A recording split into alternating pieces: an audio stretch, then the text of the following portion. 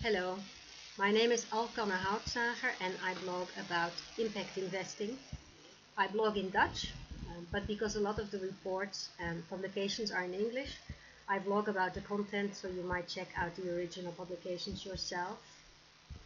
I have a special interest in impact investing in the Netherlands, and I wrote an article about the recent past, the present and the future of impact investing with special paragraphs, meanwhile in the Netherlands, because we have been an early adapter with thematic funds and we have a couple of special banks.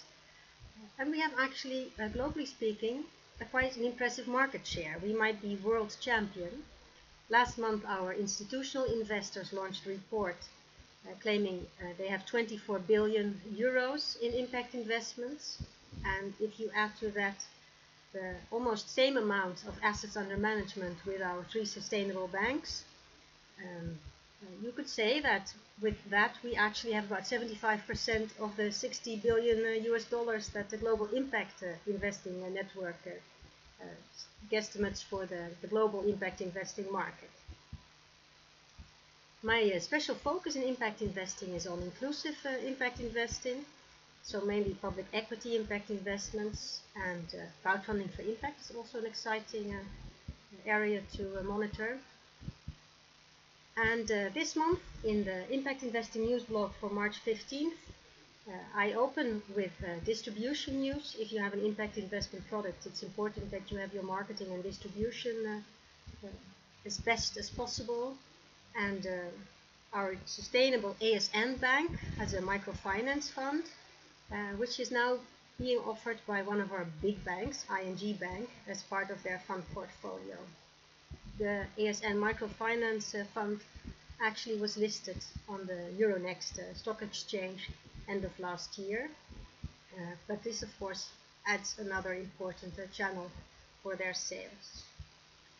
Our other super sustainable bank, the Triodos Bank, has launched its annual report. They've done very well. They've actually shown double-digit growth numbers since the financial crisis. What I find very interesting is that they say that the main driver for the energy transition, that's to renewable energy, in the Netherlands is now not so much government policy, but actually individuals, entrepreneurs, and communities.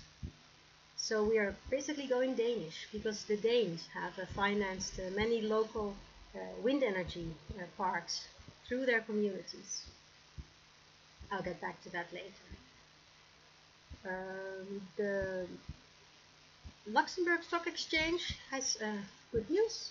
It has listed her 100th green bond.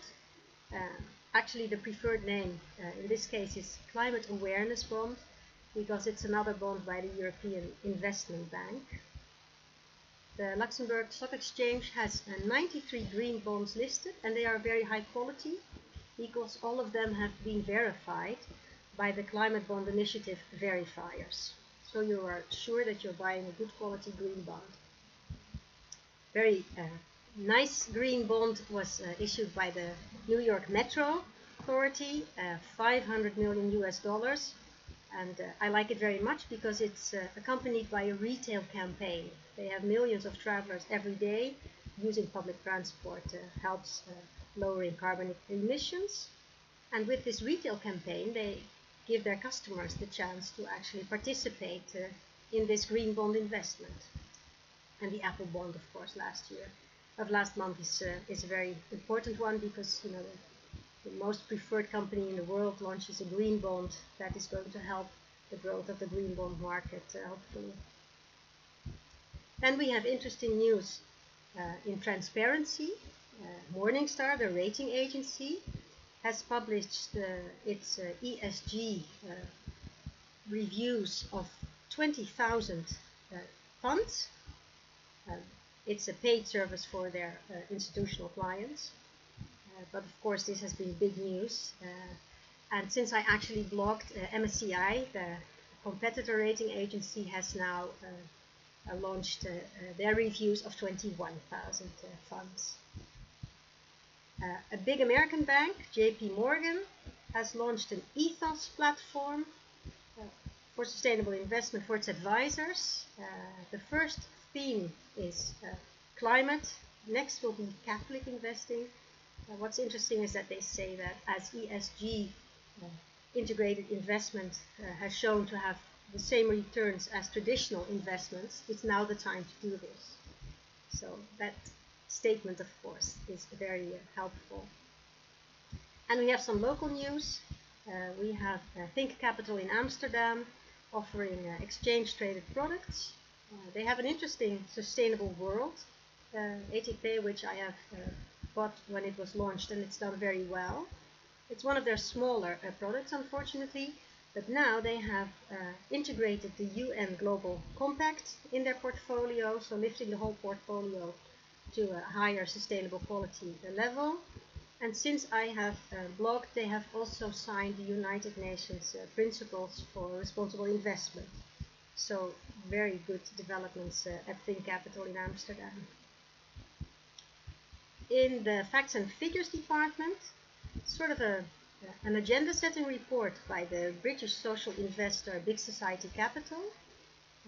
They have been very important in the G7 project, the Social Investment Task Force, and they actually looked at a couple of the country reports that were published for this task force 2 years ago already, and they are highlighting 5 countries, the model of Denmark, which I referred to, local communities investing in renewable energy. The aim of the brochure is actually democratizing social investment, and which are good models for the UK to copy. Basically, that's the same name as inclusive impact investing. They looked at crowdfunding in Italy. They looked at the quite sophisticated social investment system in France with the Finansol label. They looked at the United States and these Calvert notes that are being copied all over the country now, different themes, different areas, different regions, I meant to say. And for the Netherlands, they looked at our green funds, a tax relief system, which is unfortunately being abandoned by the government. Right now, they still hold 4.3 billion euros. On average, the investment is quite large, but I also expect there's big institutional investments in these funds, so that might be more inclusive than I thought. I was a bit surprised that they would look at our green funds, because we have 3 super sustainable banks with about 24 billion euro under management. So I wondered why they didn't portray these banks, because even though these banks have a small market share in the Netherlands, I think they're setting an example, growing very fast since the financial crisis, and their offering and their strategy has had an enormous effect on the Dutch banking sector. And actually one of those has a charitable status, tax relief, Bank. Now that's a very unique bank. It's actually a private family bank for the Brenningmeier families, descendants of Clemens und August, who started the department stores in Germany. And this bank has charitable status, tax-exempt status, because they have the Scopus fund, which is clearly an impact investing fund. And Bank has also hired 2 top women in impact investing over the last year. So they have great ambitions to do more. But you know, it does make me wonder why the other Dutch sustainable banks wouldn't have this special tax status. A very unique report by Barclays UK Wealth Management, co-production with their finance quant guys that had a hard time figuring out all these emotions and norms and values combined with investing and philanthropy. The brochure looks at both, and it's an interesting brochure. It's a bit thick, 30 pages, very interesting data, different views. They come up with a social credit framework on how to approach impact investing. Start carefully with exclusion, and their model starts with exclusion. Then a big part goes into tax relief investments, which you have in the UK. And then it goes on to more sophisticated impact investments. It's a very interesting model. They have Jack and Jill and James as examples. It looks a lot actually like my impact indicator from a sort of return point of view. Also from the UK, the charity minister has stated when the budget was launched that social impact bonds will be the preferred finance instrument for the charitable sector. That has caused some reactions in Britain, obviously. In the Netherlands, we have seen the impact measurement experts organizing themselves in a consortium, always a good thing.